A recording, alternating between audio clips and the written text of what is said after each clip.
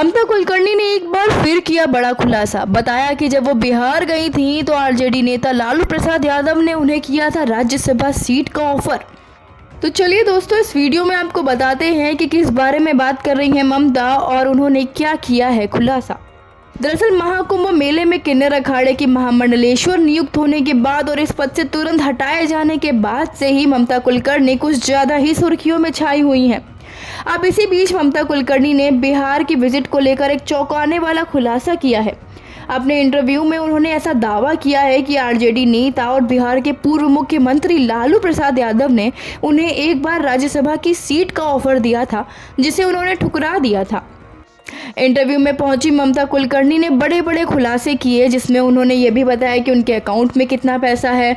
उन्होंने ये भी बताया कि उनको कितना मंत्रों और शास्त्रों का ज्ञान है, और अब उनके खुलासे में ये भी शामिल हुआ है कि उन्होंने राज्यसभा की सीट किस तरह से ठुकराई थी और किस तरह से उन्हें बिहार से राज्यसभा की सीट का ऑफर मिला था। उन्होंने अपनी बिहार विजिट के बारे में बात करते हुए बताया ये उन्हें अचानक से गोवा के कार्यक्रम को ख़त्म करके तुरंत बिहार पहुंचना था। तो बिहार पहुंचने के लिए वहां पर कड़ी सिक्योरिटी थी। जैसे ही वो वहां और उनकी टीम बिहार के लिए पहुंची तो उन्हें पता चला कि वहां की सिचुएशन कितनी क्रिटिकल है। उन्होंने उस लिंचिंग मूवमेंट को याद किया जब उनकी कार एक सेंसिटिव एरिया से गुजरी थी।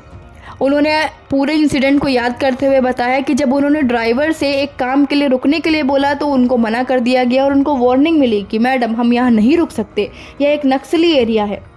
नक्सली एरिया के बारे में जानकारी मिलते ही ममता बुरी तरह से डर गई थी और काफ़ी परेशान हो गई थी।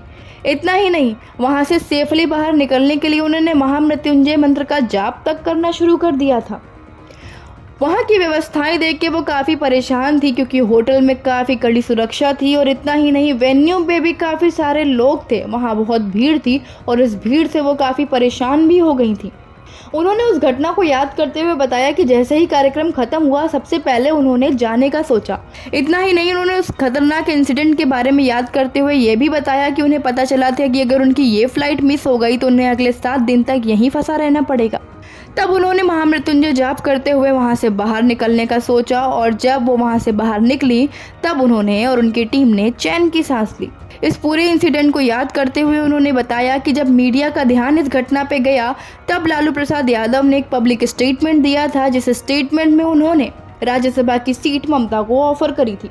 जब ममता को इस बारे में पता चला कि लालू प्रसाद यादव ने एक पब्लिक स्टेटमेंट दिया है और वो वहाँ के पॉलिटिकल लीडर है और उन्हें राज्यसभा की सीट ऑफर हुई है, तो उन्होंने अपनी बात बताते हुए कहा कि उन्होंने उस सीट को मना कर दिया था और उन्हें राजनीति में कोई दिलचस्पी नहीं है।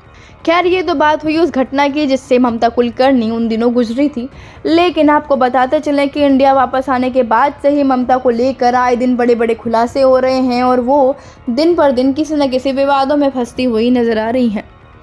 फिलहाल आज के इस वीडियो में इतना ही। आप हमें कॉमेंट्स में जाकर जरूर बताएं कि ममता की ये इन्फॉर्मेशन आपको कैसी लगी।